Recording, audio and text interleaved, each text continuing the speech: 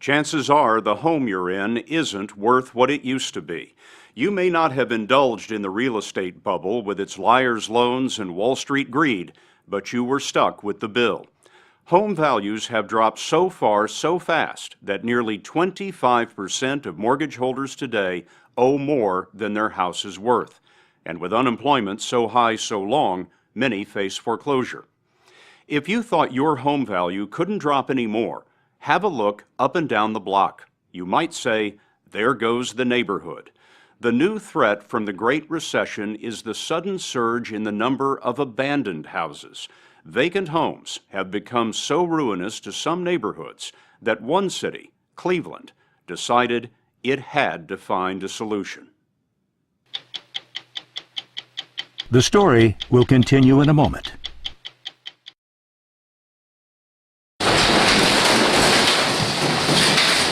Perfectly good homes,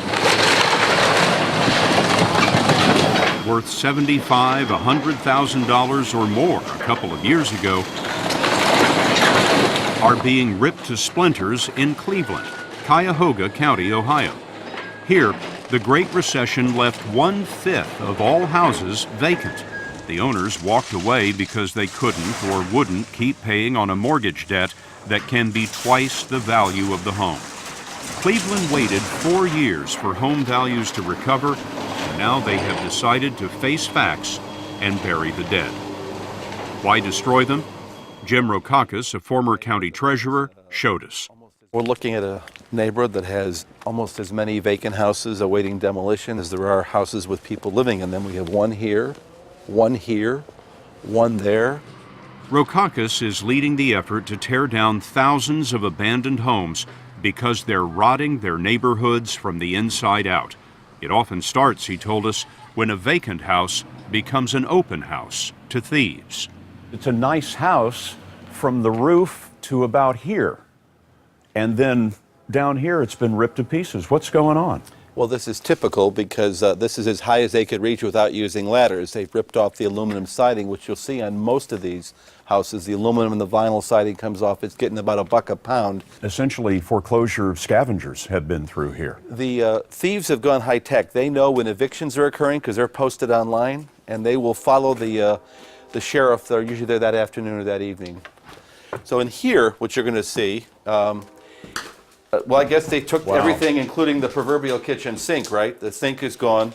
The plumbing is gone in this house. All the copper, anything of metal that had value is gone.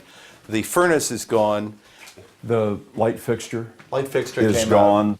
How often is this happening in Cleveland? This happens every day. And the foreclosure crisis creates this spiral because as a result of this, people are now more likely to leave neighborhoods like this, and as they leave, the scavengers come in and do the same thing to the house next door or across the street. To make the house next door worth more instead of less, vacant land created by demolition is often given to the neighbors and sometimes turned into fields or gardens.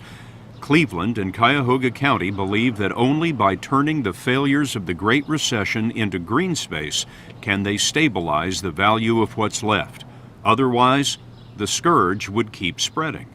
When you see a house that the scavengers have torn apart like this one, I mean, what does it do to the guy next door? It clearly makes his house worth a lot less money, because when you've got 4, 5, 6 vacant houses on a street like this, your house isn't worth a percentage less, it's just worthless. It's probably worth about $30. I mean, seriously, who knows? It's sad. It's really sad. Roberta Bryant lives at the end of the street in a house made essentially worthless by her vacant neighbors. Do you think in this neighborhood you could even sell this house if you wanted to? No, I don't think anybody will buy it. Are you interested? I don't live in Cleveland. Well, this could be your summer home. In theory, there shouldn't be this many abandoned houses. When homeowners walk away, the bank is supposed to take responsibility. But one little-known feature of the Great Recession is that many banks are walking away too, unwilling to maintain a house whose value has crashed. Very often a bank will take a property to the point of foreclosure, but won't go to sheriff's sale because they don't want that property. They don't want the responsibility of the $8,000 to $10,000 bill that comes to tearing this house down. Former County Treasurer Jim Rokakis says some banks have turned their backs on a blight they created. Well, in a normal real estate market, people are out looking for loans. In the perverse real estate market we created in this country, during the period 2006, this wasn't people looking for money, this was money looking for people. And that's why so many of those loans were made without down payments and without verification of income. And I might also add phony appraisals. And this is the result. This is the result. And it's not just here, it's all over America. All over America, 11 million homeowners owe more than their house is worth. They're said to be underwater. And the truth is, more neighborhoods would collapse if it weren't for people like Linda Bazell, who refuses to walk away from her mortgage even though it might be best. The mortgage company called me and said that I was getting ready to go into foreclosure. So I mailed a payment in that day, and it was the last of my savings. That you sent in on this mortgage that's underwater. Oh, yeah. Her house is worth $50,000 and she owes $100,000. A financial planner might tell her to put something away for retirement rather than pay a mortgage that will never recover, especially since she lost her job in nursing last April. What have you been cutting back on? Sometimes food. I would go to the food bank in order to make up the difference so that I wouldn't be completely hungry. Sometimes I wouldn't get my medications renewed. I take medication for high blood pressure. And my doctor could always tell when I didn't take them, and he'd say, oh, no, you can't do that. No. You're living on unemployment right now? Yes. What about the next mortgage payment? I'm going to pray. That's the best I could do. I'm going to pray that I find a job. When you think of it, her neighbors' home values are being propped up by Linda Bazell's fragile grip on the American dream. We found a lot of people spending their last dollar to keep their homes and therefore save their neighborhood. Gina Bruno owes $50,000 more than her home is worth, and her dream house has turned into a money pit. The gas line needed to be replaced, the sewer line needed to be replaced, the plumbing was bad, the roof was leaking. Do you have any savings? No. So you're living paycheck to paycheck? Absolutely. Writing Yeah. checks to the contractors and to the bank? Yep. I used to go out with friends and have dinner, and I don't do any of those things anymore. A few miles away, Beverly Anderson and her neighbors are the only thing standing between their neighborhood and utter ruin. For them, paying the mortgage is a matter of principle.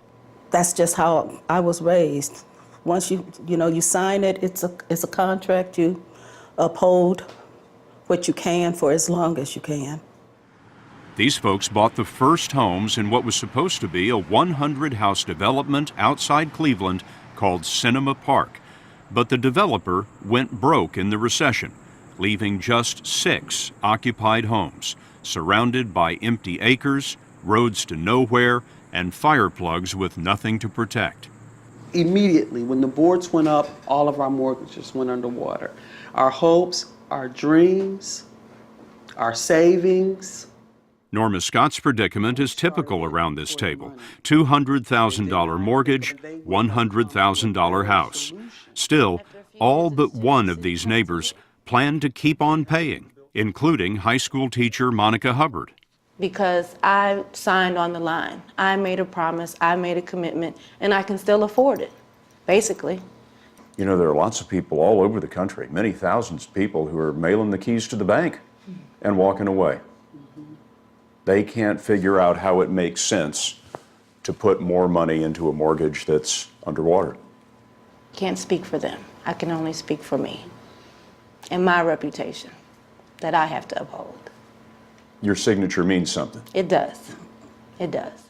Norma Scott is the only one throwing in the towel. She stopped paying her mortgage when she got breast cancer and had to stop working for a while. I made the mortgage payments for as long as I could. And then the money just ran out. And then they sent you letter last Christmas Eve. Yes, and foreclosed on my property. It seems to me that you're living day to day waiting for a telephone call or a letter from the sheriff. From the sheriff. The Cuyahoga County Sheriff is doing 50 evictions a month. Mr. Waple? Okay, unfortunately, you know why we're here, the eviction. Chris Waple owned a restaurant, but when it went under, he couldn't make his mortgage payments. And so Waple and his family were evicted from the house that he'd lived in for 23 years. He'd raised 5 children here.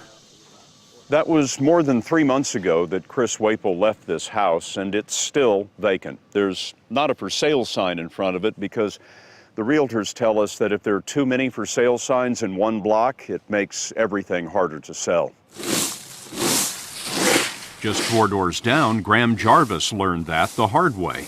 His house has been on the market 6 months, but only 6 people have taken a look. Next door, Jennifer Wiley has seen the value of her home drop 50%. You can't see it in this neighborhood because they're keeping up appearances, but a quarter of the houses here have been emptied by foreclosure. And on this handsome block in well-to-do Cleveland Heights, at least 4 vacant homes are scheduled for demolition.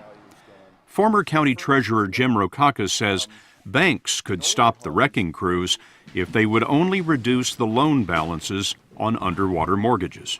You're going to have to write down principal balances, because if you don't write down the principal to something that's more realistic, it just guarantees that more people will walk away and more people will default.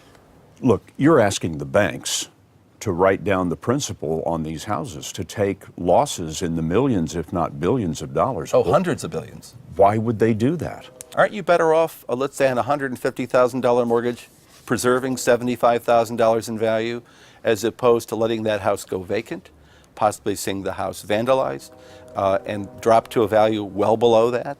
I mean, they helped to cause this mess, and it's not going to fix itself without their cooperation. Cuyahoga County ripped down 1,000 homes this year, and they have 20,000 more to go. That'll cost about $150 million. All that's keeping other neighborhoods from the same fate are those 11 million underwater homeowners like Linda Bizzell, who stubbornly refuse to walk away. I want to keep my home. You know, when you've worked all your life,